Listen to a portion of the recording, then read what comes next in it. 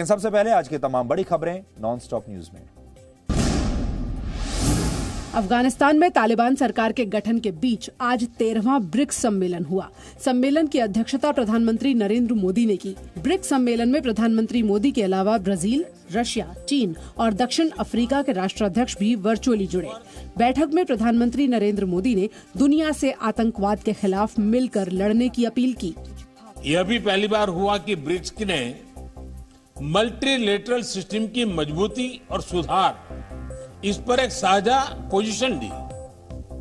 हमने BRICS counter terrorism action plan भी adopt किया है। सम्मेलन में रशिया के राष्ट्रपति व्लादिमीर पुतिन ने बड़ा बयान दिया। पुतिन ने कहा, अफगानिस्तान से अमेरिकी सैनिकों की वापसी से नई समस्या खड़ी हुई है। उन्होंने चिंता जताई कि अब अफगानिस्तान पड़ोसी देशों के लिए खतरा न बने और न ही आतंक और ड्रग्स का स्रोत बने। अफगानिस्तान में तालिबान सरकार के गठन के बाद पहली बार तालिबानी सरकार का आधिकारिक बयान आया है। तालिबान की सरकार के एक्टिंग प्रधानमंत्री मुल्ला मोहम्मद हसन अखुंद ने पुरानी सरकार के अधिकारियों से वापस आने की अपील की है। मुल्ला हसन ने उन्हें सुरक्षा का भरोसा दिलाया है। मुल्ला हसन ने कहा कि अफगानिस्तान में खून खराबे का दौर बीत चुका है और अब अफगानिस्तान के नवनिर्माण का समय है। उधर दुनिया के सबसे खूंखार आतंकियों का संगठन हक्कानी नेटवर्क तालिबान की नई कैबिनेट में काफी मजबूत नजर आ रहा है और तालिबान ने हक्कानी परिवार से जुड़े लोगों को आतंकी कहने पर भी एतराज जताया है। तालिबान ने अपने बयान में कहा, इस्लामिक अमीरात इसे दोहा समझौते का उल्लंघन मानता है। ये अमेरिका और अफगानिस्तान किसी के हित में नहीं है। हक्कानी साहब का परिवार इस्लामिक अमीरात का हिस्सा है। इसका कोई अलग नाम या संगठनात्मक ढांचा नहीं है। तालिबान ने संयुक्त राष्ट्र और अमेरिका से हक्कानी नेटवर्क के आतंकियों पर लगे प्रतिबंध को खत्म करने की मांग भी की है। जम्मू कश्मीर को लेकर गृहमंत्री अमित शाह ने हाई लेवल मीटिंग की। इस मीटिंग में एनएसए अजीत डोवल और उपराज्यपाल मनोज सिन्हा भी मौजूद रहे। बैठक में आर्मी चीफ, केंद्रीय गृह सचिव समेत गृह मंत्रालय के दूसरे अधिकारियों के अलावा जम्मू कश्मीर के डीजीपी भी शामिल हुए। ये उच्च स्तरीय बैठक करीब 2 घंटे तक चली। बैठक में जम्मू कश्मीर के सुरक्षा हालात को लेकर चर्चा हुई। सूत्रों के मुताबिक बैठक में अफगानिस्तान संकट के बाद बने हालात पर बातचीत की गई। उत्तर प्रदेश दौरे के तीसरे दिन आज एआईएमआईएम के अध्यक्ष असदुद्दीन ओवैसी ने मुस्लिम मुख्यमंत्री का मुद्दा उछाला।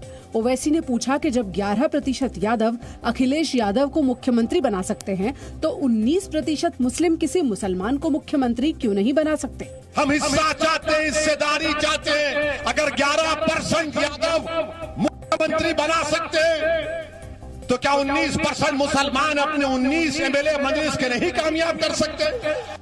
बाराबंकी की रैली में ओवैसी ने आरोप लगाया कि मोदी सरकार देश को हिंदू राष्ट्र बनाने की कोशिश कर रही है।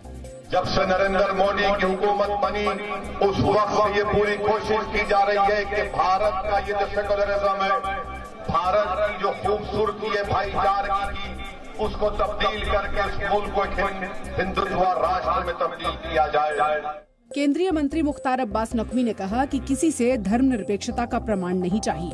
और जो लोग धर्मनिरपेक्षता का सर्टिफिकेट लेके जेब में घूमते रहते हैं कि धर्मनिरपेक्षता का सर्टिफिकेट खरीद लो, तो हमें ऐसे लोगों से खरीदना भी नहीं है, लेना भी नहीं है। इलाहाबाद हाई कोर्ट ने ज्ञानवापी मस्जिद परिसर के आर्कियोलॉजिकल सर्वे ऑफ इंडिया के सर्वे पर रोक लगा दी है। वाराणसी सिविल कोर्ट ने 8 अप्रैल को ज्ञानवापी मस्जिद परिसर के एएसआई के सर्वे का आदेश दिया था। यूपी सुन्नी सेंट्रल वक्फ बोर्ड और मस्जिद कमेटी ने इलाहाबाद हाई कोर्ट में एक याचिका दायर कर इस पर रोक लगाने की मांग की थी। याचिका में कहा गया था कि इस विवाद से जुड़ा एक मामला पहले से ही हाई कोर्ट में लंबित है। ऐसे में वाराणसी की अदालत का यह आदेश ठीक नहीं है और इस पर रोक लगाई जाए, जिसके बाद इलाहाबाद हाई कोर्ट ने ये फैसला दिया है। प्रधानमंत्री नरेंद्र मोदी ने आज टोक्यो पैरालंपिक्स में भाग लेने वाले भारतीय खिलाड़ियों से मुलाकात की। इस मुलाकात में खिलाड़ियों ने प्रधानमंत्री के साथ टोक्यो पैरालंपिक्स के अनुभवों को साझा किया। देश के लिए मेडल जीतना, वो भी पैरालंपिक जैसे प्लेटफॉर्म में, ये बहुत बड़ी चीज़ होती है। मैं बहुत गौरवान्वित महसूस कर रहा हूँ। जो प्यार, सम्मान, आशीर्वाद जनता ने दी है, मैं जनता को ये मेडल का समर्पित करता हूँ। इन खेलों में भारतीय खिलाड़ियों ने शानदार प्रदर्शन करते हुए 5 गोल्ड समेत कुल 19 पदक जीतकर पैरालंपिक खेलों में भारत का अब तक का सबसे सर्वश्रेष्ठ प्रदर्शन दिखाया। केरल के वायनाड से कांग्रेस सांसद राहुल गांधी 2 दिन के दौरे पर आज जम्मू पहुंचे। जम्मू में कांग्रेस कार्यकर्ताओं ने एयरपोर्ट पर राहुल गांधी का गर्मजोशी से स्वागत किया। राहुल वहां से सीधे कटरा चले गए और फिर कटरा से राहुल श्री माता वैष्णो देवी की यात्रा के लिए पैदल ही निकले।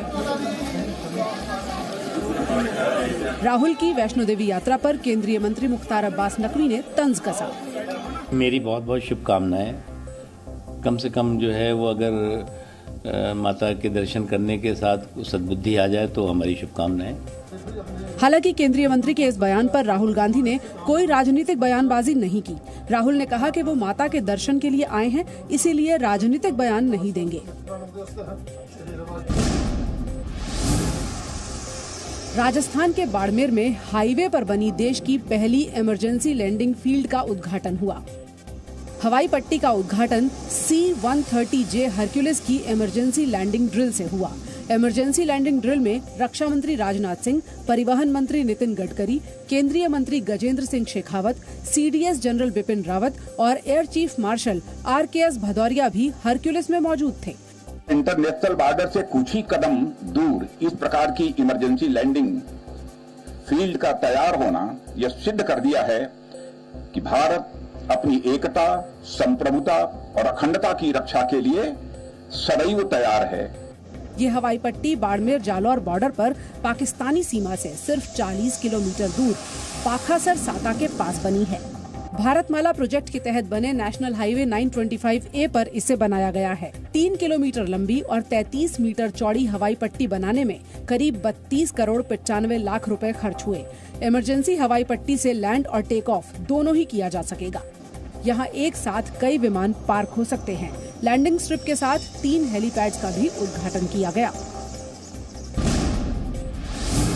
केरल में कोरोना के नए मामले एक बार फिर तेजी से बढ़े हैं। पिछले 24 घंटे में केरल में 26,200 नए मामले सामने आए हैं। इस दौरान 125 लोगों की मौत हो गई। वहीं पिछले 24 घंटे में देश में 43,263 नए केस दर्ज हुए और इस दौरान 338 लोगों की मौत हुई। पिछले 24 घंटे में देश में 43,000 से कुछ ज्यादा केसेस रिपोर्ट हुए। उनमें से लगभग 32,000 से कुछ अधिक केसेस केरला से रिपोर्ट हुए। बच्चों की वैक्सीन पर स्वास्थ्य मंत्रालय ने कहा है कि इस पर अभी मंथन चल रहा है। आपको मालूम है Zydus vaccine already license for children. हमें मालूम है कि इतना स्टॉक पाइल है, उसको अगर हम बच्चों पे दें तो किस तरह से दें, कब दें, कैसे दें, उसकी चर्चा हमारी साइंटिफिक बॉडीज कर रही है।